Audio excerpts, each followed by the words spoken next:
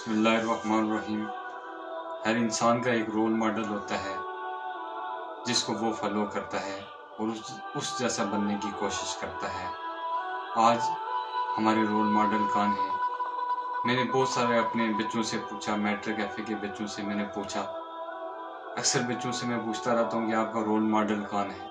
कोई कहता है मेरा रोल मॉडल विराट कोहली है, किसी ने कहा एबी डिविलियर है, यह फिल्मी एक्टर, किसी ने कहा शाहरुख खान है, किसी ने सनी देओल कहा, किसी ने सलमान खान कहा। ये बड़े दुख की बात है, ये बहुत अफसोस की बात है। आज हमने रोल मॉडल कौन सेलेक्ट किए हुए हैं।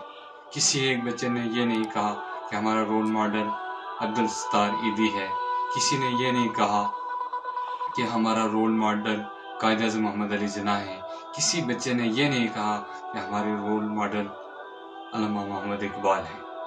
ये बड़ी दुख की बात है और यही हमारी पस्ती की वजह है कि हम अपना रोल मॉडल नहीं सही चुन रहे, जबकि हमारे पास कायनात के बेहतरीन रोल मॉडल मौजूद हैं।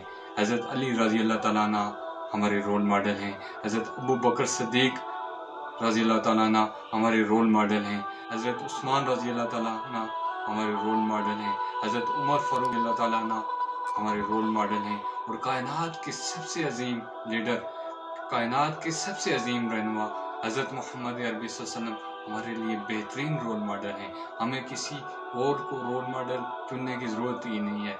शौक अपने अपने हैं, लेकिन हदारा अपने बच्चों को रोल मॉडल ये बताएं कि आपका रोल मॉडल ये हैं। फिर देखना ये कौम कितनी अजीम कौम बनेगी। हम दुनिया पर हुकूमत करेंगे, हमारा राज होगा, लेकिन अपनी नस्लों को ये तरबियत दें। अल्लाह ताला आपका और मेरा हामी और नासिर।